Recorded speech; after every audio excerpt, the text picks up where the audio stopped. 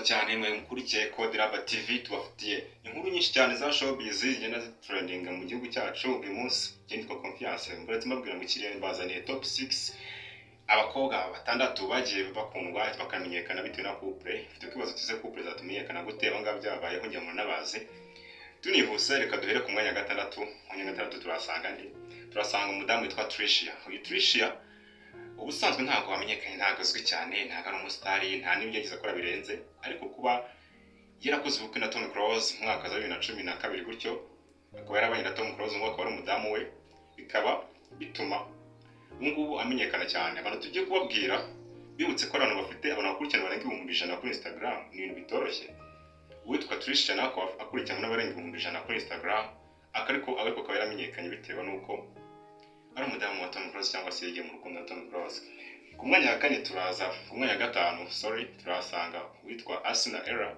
Iyo Asina Era yabaye mu muziki, ariko ntabwo umuziki yageze aho gukora ku buryo yamenyekana.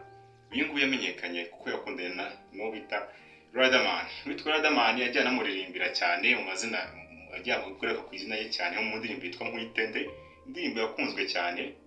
Akaba yakunze kuvuga Asina Era, barakundanye ariko baza kugira igihe uratandukana kuko ngubu witwa Riderman ntabwo akiri kumwe na Asina Era kuko yishakiye undi mugore. Tuze ku mwanya wa kane turasanga witwa Mimi. Uyu Mimi si umunyarwandakazi, ni umunyatiyopiya, ariko twaramumenye cyane ubwo yagiye mu rukundo na Meddy, bakamara igihe cyane bikanamenyekana guhera ku ndirimbo yitwa Ntawe Umusimbura kugeza ubwo bakoze ubukwe bwabaye bwiza cyane bukavuga igitangaza.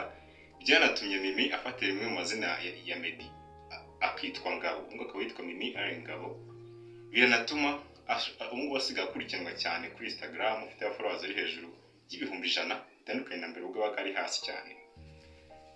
Dukomeza ku mwanya wa gatatu turasanga witwa Vanessa Her Majesty. Uyu Vanessa yitabiriye Miss Rwanda 2015, ariko ibyo ntabwo byo bituma amenyekana cyangwa gira abamukurikirana cyane kuri Instagram, ahubwo gituma amenyekana akaba afite n'amukurikirana bakurikirana ibikorwa bye nubwo yakundanye n'uwitwa Olivis. Olivis turamuzi ko ari umwe mu basore barimbaga mu itsinda rya Active ryongeye kugaruka nyuma y'uko rimaze igihe ryaratandukanye. Uyu nguyu bakaba bageze no gushwana bavuga, witwa Vanessa avuga ko atakundana bitewe n'uko Olivis ari umwana, nubwo Olivis yabihakanye avuga ko atamwita umwana mu gihe yaba yari yambura imbere ye. Dukomeza ku mwanya wa kabiri turasanga witwa Muyango. Uyu Muyango arazwi cyane, yamenyekanye ate? Nawe nta kintu kirenze yakoze, yise umuhanzi, yise umukinnyi wa filime, mbese nta bindi aho byatuma amenyekana birenze. Uyu Muyango yakundanye n'uwitwa Kimenyi Yves. Kimenyi Yves muramuzi, yakinnye mu ikipe ya PFC, hari umuzamu ndetse yabaye n'umuzamu mukuru mu ikipe y'igihugu Amavubi. Kimenyi Yves rero akaba mu kumenyekana kwe cyane witwa Muyango barakundanye. Couple iravugwa cyane, Muyango agenda amenyekana gutyo biza gutuma kuri Instagram agera amukurikirana cyane barenga ibihumbi 100.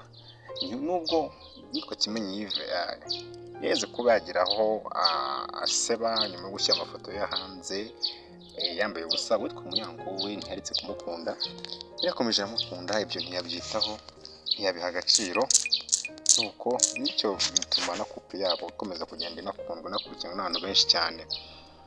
Ufite kwibaza ati ku mwanya wa mbere turasanga nde? Nibyo, ku mwanya wa mbere nta n'uwo byatungura, abenshi murabizi ko witwa Shadyboo.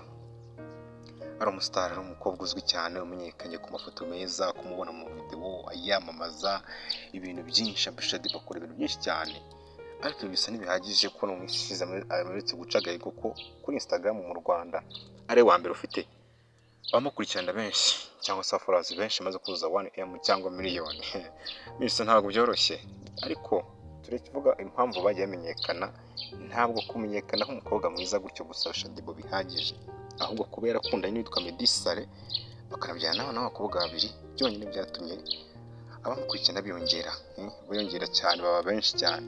Uyu Meddy Saleh we ubusanzwe ni umuproducer w'amashusho, akaba azwi cyane mu producer, producteur w'amashusho bakomeye cyane mu gihugu cy'u Rwanda. Akaryo twaba tubabwiye ku bijyanye n'urutonde rw'abakobwa cyangwa se abadamu cyangwa abana n'abategarugori batandatu bagiye bagira followers benshi cyangwa bakurikirana benshi kuri Instagram, bitewe na couple zabo cyangwa se bitewe n'abasore bakundanye. Birashoboka cyane namwe abakobwa tubabwira bati ushobora kumenyekana ukaba umustar bitewe n'umukobwa mwakundanye, maybe ku batipe birashoboka. Icyo nkibwira kora kuri akantu k'umutuku kanditseho subscribe ni Code Raba TV, komeza dukurikirane. Njye nitwa Confiance, tubabwira ngo stay touch, byinshi byiza biracyaza. Mwebwe gusa mukomeze mudukurikirane, inkunga yanyu ni ingenzi, irakenewe cyane. Ciao ciao.